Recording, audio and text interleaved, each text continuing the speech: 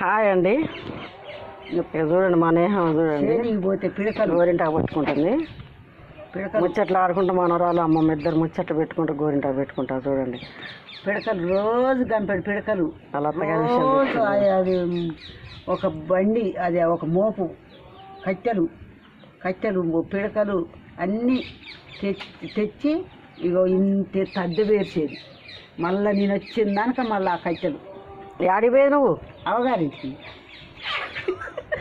ఎప్పుడు పండగలు వస్తే కట్టెలు పిడకలు బియ్యం అన్ని స్టోర్ చేసిపోయేదా ఇక స్టాక్ పెట్టి అన్ని స్టాకుగా పెట్టించుకునేది. ఎవరు? అత్త, మా అత్త. మరి అట్లా మరి మా అత్త అట్ట పెట్టించుకొని ఇంకా పండుగ వచ్చిందంటే ఇక అప్పుడు పోయేది. అప్పుడు పంపించేటోళ్ళు ఆ పనులన్నీ చేస్తే ఇక 10 ఇక పోద్ది అనుకుంటే అన్ని రోజులు ఉండగా ఆతరపడి చేపించుకుంటున్నాం. పండగ వస్తే ఎట్లా పోతారు కదా అమ్మగారింటికి. ఇక పోతారు మళ్ళీ వచ్చిందాక ఈ పనులన్నీ కావాలి అట్ట మళ్ళీ వాళ్ళు చేసుకోకుండా. ఇదేదో రోజు చేను కాంచి వచ్చేటప్పుడు పిడకలన్నా కట్టెలన్నా రోజు ఎత్తుకొచ్చేది. రోజు ఆ చేను అమ్మగాని అంత దూరం ఉన్నది కదా, అంత దూరం నుంచి రోజు ఎత్తుకొచ్చి ఒక మండే పెట్టినాడు. పెట్టి 5 సంవత్సరాలు సరిపోయేదిగా. సంవత్సరం వలన మళ్ళీ ఊరికి వచ్చిందాక మళ్ళీ ఊరికి పోయి వచ్చిందాక. ఓకే చూడండి మనవరాలు అడుగుతుంది, అమ్మమ్మ చెప్తుంది అత్తగారి విషయాలు.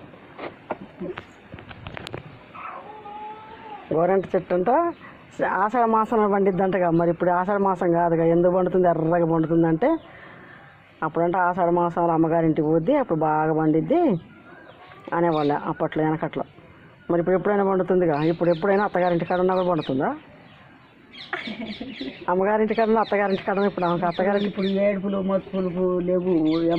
సమానం అయిపోయింది.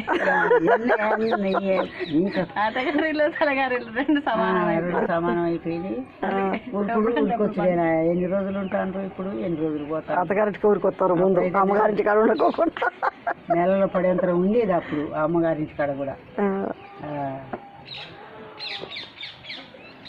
నువ్వు కూడా చూసొత్తానికి కూడా రాస్తుంది ఎదిరికేనా.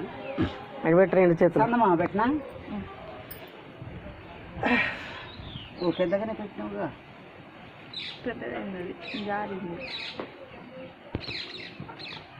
లెంత్ ఎక్కువైంది.